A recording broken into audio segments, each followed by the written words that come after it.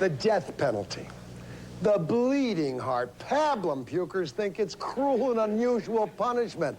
Like hell, I don't think it's cruel or unusual enough. I'm sick and tired of hearing about defendants' rights and prisoners' rights. How about the rights of the people being murdered every day? Because the law has no teeth, the electric chair, I'd hit that damn switch faster than a 2-bit gambler in a room full of slot machines. Murderers and drug pushers, I say, hang the creeps by their testicles!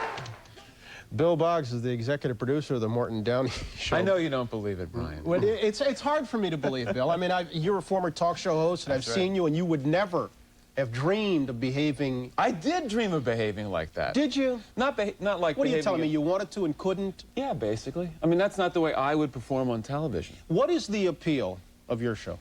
Of the Downey Show? Yeah.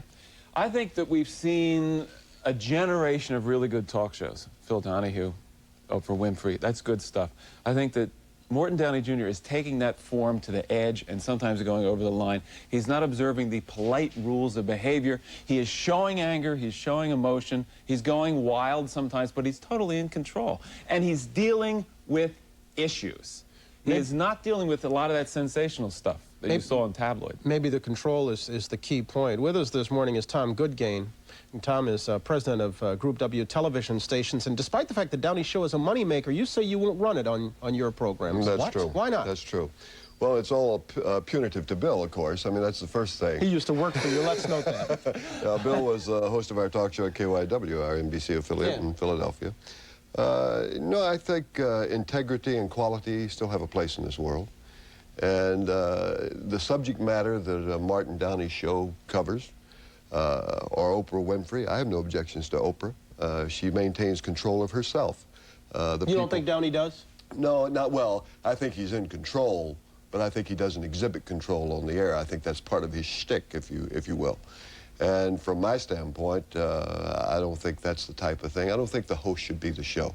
I think the guest should be the show. Well, you know, I would disagree with that. I think that to the extent, I think that television is driven by personalities and driven by great hosts. And I think that culture and broadcasting are evolving. And I think there's a place for a guy like Morton Downey Jr. who is really passionate, who is not afraid to get angry. I'll give you an example from this studio. When Willard Scott came on the air on the Today Show, there were a lot of people who said, what is a dignified show like the Today Show doing with a clown like Willard Scott, wearing hats, doing things like that?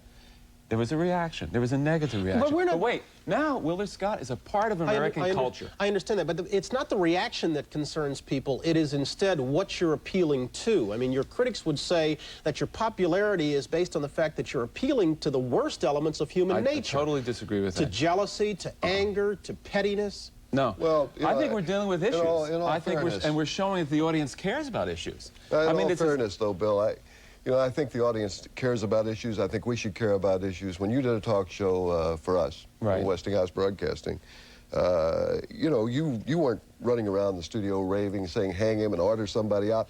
You're setting up people to go on that show to irritate them, to throw them out of the studio, to whatever it is. From my standpoint, what we have to realize is that those programs do appeal to certain audiences. I'm not questioning the right of those shows to run on the air. From our standpoint, it is not the type of quality television that we want in the American home. I'm going to stop you both because we're down about 45 seconds and I want to get a final comment.